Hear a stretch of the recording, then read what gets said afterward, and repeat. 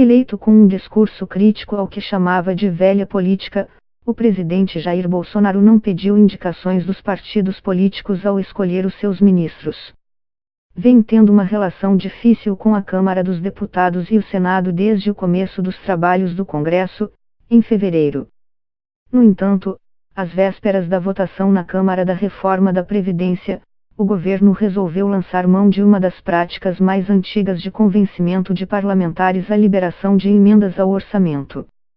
A reforma da Previdência é o projeto mais importante deste começo da gestão de Bolsonaro. Segundo especialistas, alterar as regras das aposentadorias é fundamental para ajustar as contas públicas. Só em julho, o governo liberou 2,55 bilhões de reais em emendas, de acordo com o levantamento da ONG Contas Abertas. As emendas são pequenas modificações que deputados e senadores fazem ao orçamento da União. São usadas pelos congressistas para colocar dinheiro público em serviços e obras nas localidades onde eles têm votos. Podem ser destinadas a manter um posto de saúde, reformar uma escola ou comprar uma ambulância, por exemplo. A imprensa brasileira também noticiou acordos entre o governo e deputados para garantir a liberação de emendas nos orçamentos dos anos seguintes, como forma de conseguir mais votos para a reforma da Previdência. Segundo o jornal Folha de S.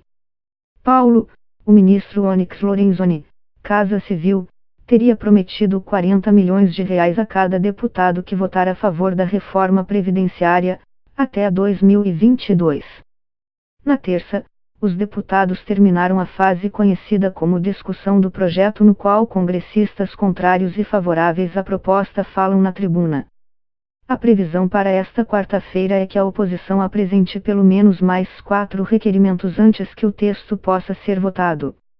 A reforma da Previdência é uma proposta de emenda à Constituição, PEC, que precisa ser votada em 2 turnos na Câmara antes de seguir para o Senado. Por isso, há a expectativa de que o tema continue sendo discutido ao longo da semana.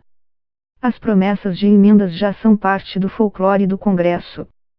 Numa das entradas da Câmara, um grupo de sindicalistas de Brasília gritava 40 milhões de reais.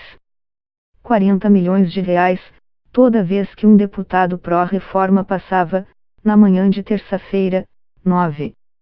De acordo com o levantamento da Contas Abertas, o governo empenhou, primeira etapa para uso dos recursos públicos, 2,551 bilhões de reais para emendas apenas nos 5 primeiros dias deste mês. O valor supera tudo que foi empenhado antes disso no primeiro semestre do ano, R$ 1,77 bilhão. Até meses atrás, Bolsonaro manteve o seu discurso contra o que chamava de velha política. A última vez que usou o termo foi no fim de março, quando trocou farpas com Rodrigo Maia. Segundo ele, as rusgas aconteciam porque alguns congressistas se recusavam a largar a velha política. O que é articulação? O que falta eu fazer? O que foi feito no passado? Veja onde estão 2 ex-presidentes. Eu não seguirei o mesmo destino de ex-presidentes, pode ter certeza, disse, numa referência a Lula, PT, e Michel Temer, ambos investigados por corrupção. Desde 2015, o governo federal é obrigado a empenhar uma parte das emendas, graças à regra conhecida como orçamento impositivo. O economista Gil Castelo Branco, fundador da Contas Abertas, nota que isso não tirou totalmente o potencial de negociação em torno desses recursos, já que o governo ainda controla o ritmo de liberação das emendas ao longo do ano. O levantamento, que abrange dados desde janeiro de 2016, mostra também que o valor já liberado em julho é o 4º maior para um mês em todo o período. O mês com maior liberação nesse intervalo foi maio de 2016, R$ 3,80 bilhão, quando houve o impeachment de ex-presidente Dilma Rousseff.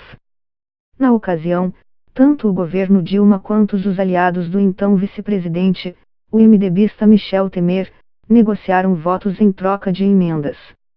Outro período de grande desembolso, nota Castelo Branco, foram junho e julho de 2017, quando estava sendo analisada na Câmara a primeira denúncia contra o já presidente Temer. Somados os 2 meses, houve liberação de R$ 4,60 bilhão. Para dar uma dimensão de como esses valores são elevados, a média mensal entre janeiro de 2016 e junho de 2019 fica em R$ 740 milhões.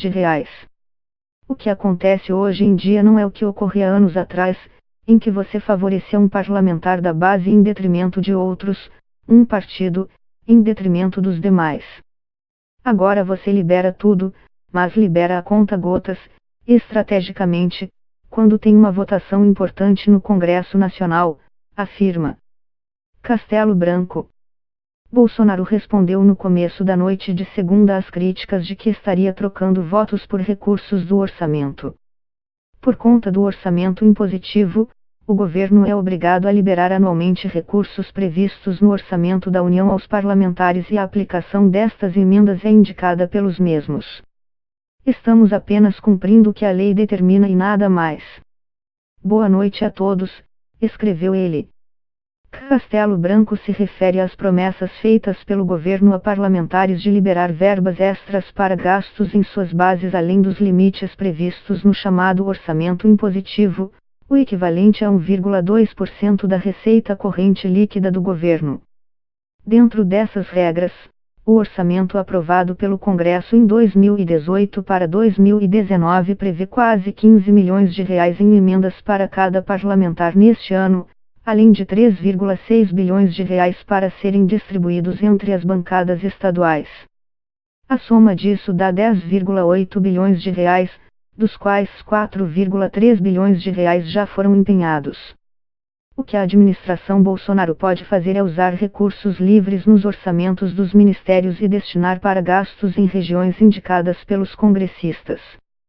Por exemplo, destinar verbas da pasta da saúde especificamente para obras em um hospital da base eleitoral do deputado ou senador.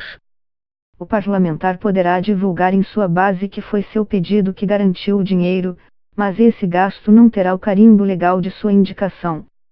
Esse mecanismo também não é novo e permitiria ao governo beneficiar parlamentares de primeiro mandato, que não estavam no Congresso no ano passado, e por isso não têm direito a emendas no orçamento deste ano. O deputado Bugas, PTRS, explica que este tipo de acordo é feito com a aprovação de um tipo de projeto chamado PLN, Projeto de Lei do Congresso Nacional, que remaneja os recursos dentro do orçamento da União. Você vai ver um monte de PLNs sendo aprovados. E aí vai ficar um recurso extra ali no Ministério da Saúde, mais um pouco no Ministério do Desenvolvimento Regional, e o governo vai chamar os seus deputados para apadrinhar os projetos que receberam esse dinheiro, diz ele. As emendas empenhadas em 2019 correspondem ao orçamento aprovado no ano passado. Por este motivo, a lista inclui também deputados que não têm mais mandato, seja porque não tentaram a reeleição para o Congresso em 2018 ou porque não conseguiram se reeleger. Entre os que se reelegeram e, portanto, votarão a reforma da Previdência, todos os 10 que receberam maior valor são de partidos que vão do centro à direita. Parlamentares de partidos de esquerda, que fazem oposição ao governo, não aparecem no topo da lista.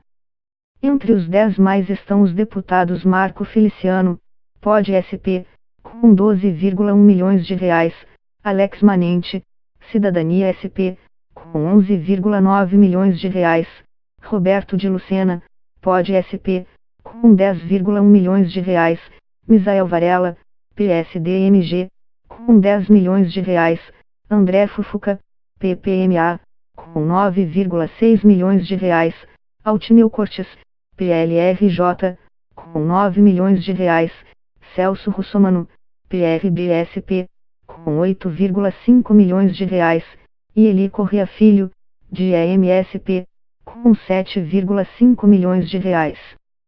Completam a lista dos 10 parlamentares os senadores Ciro Nogueira, PPP, que é também presidente do PP, com 7,6 milhões de reais, e Mara Gabrilli, PSD-BSP, com 7,6 milhões de reais. Quando a análise leva em conta todas as emendas do orçamento de 2019 empenhadas desde o começo do ano para deputados e ex-deputados, porém, O quadro que emerge é de mais equilíbrio na divisão. Segundo um deputado do Partido Progressista, PP, a questão das emendas é relevante principalmente para os deputados de estados do Norte e do Nordeste. O meu eleitorado, no Sudeste, já está me cobrando para que eu vote a favor da reforma, então eu já ia votar a favor independente de emenda. Para a gente do Sul e do Sudeste é mais fácil votar a favor, mas os colegas principalmente do Norte e do Nordeste precisam ter essa contrapartida, das emendas, para mostrar para o eleitorado deles, diz, sob condição de anonimato. O congressista diz que em seu partido não houve promessa explícita de valores. O líder da bancada apenas avisou que um valor extra seria liberado em emendas. Ele chegou e disse: vai ser liberado um valor extra? Apresente os seus pedidos, e faça uma ordem de prioridade, do que deve ser liberado primeiro, conforme o dinheiro apareça, diz o deputado, também sob anonimato. Eu mesmo apresentei só 6 milhões de reais. No momento não sabia que tinha essa coisa de 20 milhões de reais. Até agora, este congressista do PP teve cerca de 4,5 milhões de reais empenhados em emendas, segundo a ferramenta Siga Brasil.